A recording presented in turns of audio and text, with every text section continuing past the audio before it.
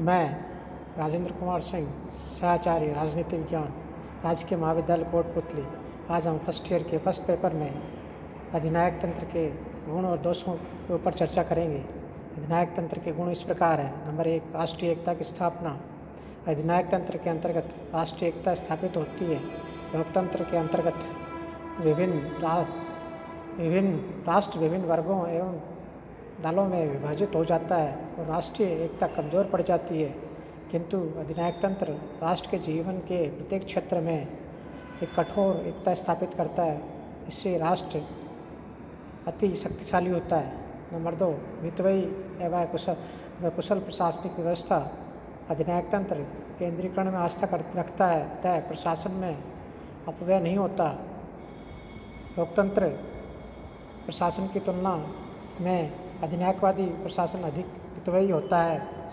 अधिनायक तंत्र में प्रशासन का संगठन कठोर होता है और प्रशासन में पर्याप्त मात्रा में अनुशासन पाया जाता है, अतः यहाँ प्रजातंत्र की तुलना में कुशल प्रशासन पाया जाता है। नंबर 3, शीघ्र समाज सुधार संभव। किसी राज्य के विकास के लिए यह आवश्यक है कि उसका आधुनिकीकरण किया जाए और इस मार्ग में जो सामाजिक कुरीतियाँ बाधक है उन्हें समाप्त किया जाए। अधिनायक तंत्र प्रचार, कानून व शक्ति के द्वारा सामाजिक कुरीतियों को शीघ्र निपटाने में समर्थ होता है। उदाहरण के लिए टर्की के मुस्तफा कमाल पाशा तथा चीन के माओ त्से तुंग का नाम लिया जा सकता है।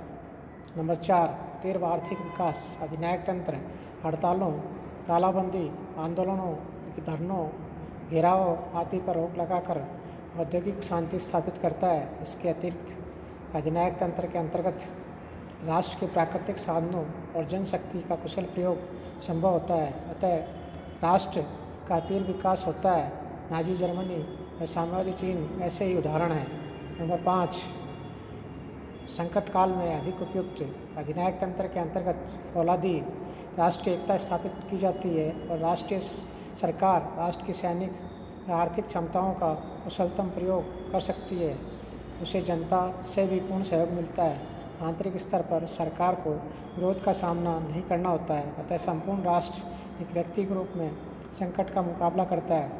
अधिनायक तंत्र इसलिए भी संकट का सामना सरलता से कर लेता है कि उसके अंतर्गत नीति संबंधी निर्णय शीघ्रता से लिए जा सकते हैं और उन्हें पूर्ण गुप्त भी रखा जा सकता है। अधिनायक तंत्र के दोष इस प्रकार है। अविवेकपूर्ण राष्ट्रीय एकता की कुचेष्टा। राष्ट्र की समृद्धि व शक्ति के लिए राष्ट्रीय एकता अत्यधिक आवश्यक है, किंतु उसकी प्राप्ति नग्न हिंसा व क्रूरता के आधार पर नहीं की जा सकती। अधिनायक तंत्र प्राय अनुचित साधनों के द्वारा राष्ट्रीय एकता की स्थापना चाहता है। वह भाषा, धर्म, रहन सहन, संस्कृति आदि की विभिन्नताओं के बीच एकता की स्थापना के स्थान पर इन विभिन्नताओं को मिटाकर उनके स्थान पर एक वास्तविक, काल्पनिक व अविवेकपूर्ण राष्ट्रीय एकता स्थापित करना चाहता है, किंतु इस प्रकार के प्रयत्न गृह युद्ध व विद्रोह को जन्म देते हैं, जिसका अंत राज्य के विभाजन में हो सकता है। अधिनायक तंत्र के इस दोष के कारण ही पाकिस्तान का विभाजन हुआ। तत्कालीन पाकिस्तानी सरकार ने पूर्वी बंगाल की भाषा, साहित्य, संस्कृति व रीति रिवाज की निंदनीय उपेक्षा की और राष्ट्रीय एकता के नाम पर पूर्वी बंगाल व पश्चिम बंगाल की भाषा, साहित्य, संस्कृति, रीति रिवाज लादने की कोशिश की। इस अविवेकपूर्ण कोशिश का अंत बांग्लादेश के निर्माण में हुआ। नंबर 2, स्वयं में त्रुटिहीन समझने की भूल। अधिनायक तंत्र का एक बड़ा दोष यह है कि शासक वर्ग स्वयं को त्रुटिहीन मानता है और अपने बुद्धि व अविवेकपूर्ण विचारों और कार्यों को भी सर्वश्रेष्ठ मानता है। लिप्सन कहता है कि समस्त अधिनायक तंत्रीय व्यवस्थाओं का विशिष्ट दोष यह है कि वे ये मानकर चलती है कि जिनके हाथों में शासन की सत्ता है वे सर्वश्रेष्ठ है और कोई भूल नहीं करते, किंतु इतिहास का मत इस धारणा के विरुद्ध है। उदाहरण के लिए स्वयं को त्रुटिहीन मानने वाले हिटलर व मुसोलिनी से अनेक भयंकर भूलें हुई थी। स्वयं को सर्वश्रेष्ठ मानने वाले स्टालिन की मृत्यु के बाद उसके उत्तराधिकारी ख्रुश्चेव ने उसकी गलतियों का उल्लेख करते हुए उसे मूर्ख, पाखंडी, इतिहास का सर्वाधिक क्रूर व्यक्ति आदि कहा। व्यक्ति की स्वतंत्रता एवं व्यक्तित्व का अंत। अधिनायक तंत्र राज्य के सार्वभौम सिद्धांत में पूरी आस्था रखता है, अतः वह राज्य को साध्य और व्यक्ति को साधन मानता है। वह व्यक्ति की स्वतंत्रता में विश्वास नहीं करता और व्यक्ति को अभिव्यक्ति के अवसर प्रदान नहीं करता। राज्य व्यक्ति के जीवन के प्रत्येक क्षेत्र में अनुचित हस्तक्षेप करता है। व्यक्ति राज्य रूपी मशीन का एक पुर्जा बनकर रह जाता है। उसकी मानसिक शक्तियाँ सुसुप्त हो जाती है और व्यक्तित्व जड़ हो जाता है। इस प्रकार के राज्य की जनता दास वर्ग जैसी हो जाती है और उसकी स्वतंत्रता एवं व्यक्तित्व का अंत हो जाता है। कला नंबर 4, कला और संस्कृति पर विपरीत प्रभाव। अधिनायक तंत्र निरंकुश राज्य में विश्वास करता है, अतः कला, साहित्य एवं संस्कृति के क्षेत्र में भी अनुचित हस्तक्षेप करता है। उसका कला, साहित्य और संस्कृति के विकास पर विपरीत प्रभाव पड़ता है और व्यक्ति के साथ ही समाज का व्यक्तित्व भी कुंठित होता है। उदाहरण के लिए हिटलर, मुसोलिनी व स्टालिन के नेतृत्व में क्रमशः जर्मनी, इटली व सोवियत संघ में साहित्यकारों और कलाकारों का क्रूर दमन किया गया। चीन, बर्मा आदि अधिनायकवादी राज्यों में भी आज ये परंपरा बनी हुई है। नंबर 5, कुत्सित भावनाओं पर जोर। अधिनायक तंत्र जनता पर कठोर नियंत्रण बनाए रखने के लिए शंका, भय व विश्व संघर्ष का वातावरण बनाए रखता है। वह असंतोष को दबाने के लिए जनता में छिपे विदेशी एजेंटों, प्रतिक्रांति के षड्यंत्रों व निहित स्वार्थों की चर्चा करता है। इसके अतिरिक्त वह विदेशी आक्रमण के भय को बनाए रखता है और आवश्यक होने पर अपनी शक्ति की सेखी मारते हुए विश्व विजय के दिवा स्वप्न दिखाता है। कभी कभी अधिनायक युद्ध भी छेड़ देता है। वर्तमान युग में पाकिस्तानी अधिनायक अयूब याह्या खान इसी प्रकार का था और चीन में प्राय माओ का आचरण भी ऐसा ही था। नंबर 6, उत्तराधिकार संबंधी दोष। अधिनायक तंत्र में उत्तराधिकार संबंधी दोष 2 प्रकार के हैं। पहला दोष तो यह है कि अधिनायक तंत्र के अंतर्गत प्राय योग्य उत्तराधिकारी प्राप्त नहीं होते। इसका प्रमुख कारण यह है कि प्राय अधिनायक के पास अयोग्य व्यक्तियों की भीड़ लगी रहती है।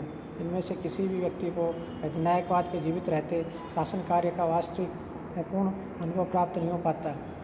उत्तराधिकार संबंधी दूसरा दोष यह है कि यदि अधिनायक की अनायास मृत्यु हो जाती है और वह अपना उत्तराधिकारी घोषित नहीं कर पाता तो उत्तराधिकार के संघर्ष प्रारंभ हो सकता है।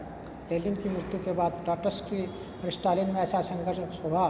स्टालिन की मृत्यु के बाद बेरिया, खुश्चेव में भी ऐसा संघर्ष हुआ था। नंबर 7, क्रांति व षड्यंत्र का वातावरण। अधिनायक तंत्र के अंतर्गत विरोध को सहन नहीं किया जाता और जनमत निर्माण के साधनों पर अधिनायक तंत्र का पूर्ण नियंत्रण रहता है।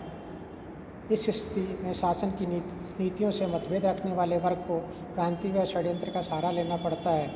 अतः अधिनायक सदैव क्रांति व षड्यंत्र की संभावनाओं से त्रस्त रहता है और जहाँ भी उसे ऐसी शंका नज़र आती है वहाँ की बर्बर शक्ति का प्रयोग करता है। हिटलर ने इसी उद्देश्य से गेस्टापो जासूसी संगठन का गठन किया था और स्टालिन ने सेना, प्रशासन व पार्टी में शुद्धिकरण आंदोलन चलाए थे। चीन में भी इस प्रकार के शुद्धिकरण आंदोलन चले हैं। चीन में राष्ट्रपति लू शाओची को इसी प्रकार सत्ता से मुक्त किया गया। उल्लेखनीय है कि माओ के घोषित उत्तराधिकारी लिन पियाओ ने भी माओ का ही तख्ता पलटने की असफल चेष्टा की थी और मृत्यु को प्राप्त हुआ था। उपरोक्त विवरण से स्पष्ट है कि अधिनायक तंत्र में जहाँ अनेक गुण हैं वहाँ अनेक दोष भी है, किंतु अधिकांश विद्वानों का मत है कि अधिनायक तंत्र में गुणों से अधिक गंभीर दोष है। अतः यह एक अच्छी शासन प्रणाली नहीं है, किंतु हम इसे एकदम व्यर्थ व हानिकारक शासन नहीं कह सकते। वस्तुतः उस देश में जहाँ भ्रष्टाचार, नौकरशाही, आर्थिक व्यवस्था का बोलबाला हो, प्रजातंत्र असफल हो गया हो, वहाँ अधिनायक तंत्र को एक लाभपूर्ण आवश्यकता के रूप में स्वीकार किया जा सकता है, किंतु अधिनायक तंत्र को एक अस्थायी शासन प्रणाली के रूप में स्वीकार किया जा सकता है। अधिनायक तंत्र का आधार पूर्ण भौतिक बल है। यह व्यक्ति को राज्य एवं व्यवस्था का दास बनाकर उसकी स्वतंत्रता एवं व्यक्तित्व का अंत कर देता है। अधिनायक तंत्र अपनी समस्त इच्छाओं के बावजूद एक अनुत्तरदायित्वपूर्ण शासन प्रणाली है। यह आंतरिक क्षेत्र में स्वेच्छाचारी और बाहरी क्षेत्र में सैनिकवादी नीतियों का पालन करती है। अपने विशेष दोषों के कारण इसे लोकतंत्र से श्रेष्ठ नहीं माना जा सकता है। अब हम चर्चा करेंगे अधिनायक तंत्र व लोकतंत्र में तुलना। अधिनायक तंत्र से लोकतंत्र क्यों श्रेष्ठ है अथवा अधिनायक तंत्र लोकतंत्र का विकल्प नहीं। यद्यपि लोकतंत्र व अधिनायक तंत्र अपनी प्रकृति से पूर्णतः इस भिन्न प्रकार की शासन प्रणालियाँ है और इस शताब्दी में दोनों के बीच गंभीर प्रतिद्वंद्विता व संघर्ष भी रहा है, तो अक्सर यह कहा जा सकता है अधिनायक तंत्र को लोकतंत्र का विकल्प माना जा सकता है अथवा कुछ विशिष्ट स्थितियों में इन दोनों को एक दूसरे का विकल्प माना जा सकता है। वास्तव में इस शताब्दी में देखने में आया है, जब किसी देश में लोकतंत्र असफल हो जाता है तो इसके स्थान पर अधिनायक तंत्र को अपना लिया जाता है, और जब उसी देश में अधिनायक तंत्र भी असफल हो जाता है तो पुनः लोकतंत्र को अपना लिया जाता है।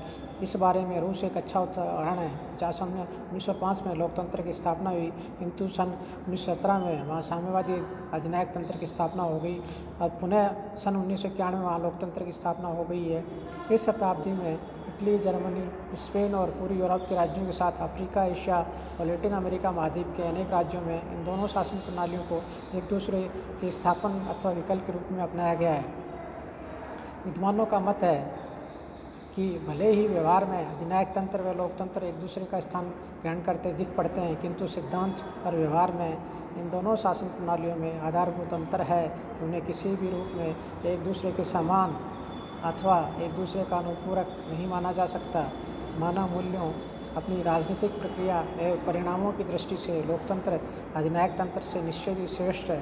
अतः अधिनायक तंत्र को लोकतंत्र का विकल्प नहीं कहा जा सकता, अपितु अधिनायक तंत्र के स्थान पर लोकतंत्र की स्थापना को अवश्य ही अधिक बुद्धिसंगत हितकारी प्रयास माना जा सकता है।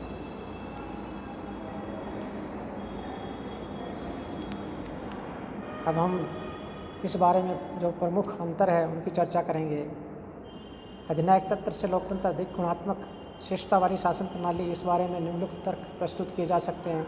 नंबर 1, मानव गरिमा की दृष्टि से तुलना, उत्तरदायी शासन की दृष्टि से तुलना, स्वशासन की दृष्टि से तुलना, कार्यकुशलता की दृष्टि से तुलना। लोकतंत्र आत्म सुधारवादी है, लोकतंत्र शक्तिशाली शासन व्यवस्था है।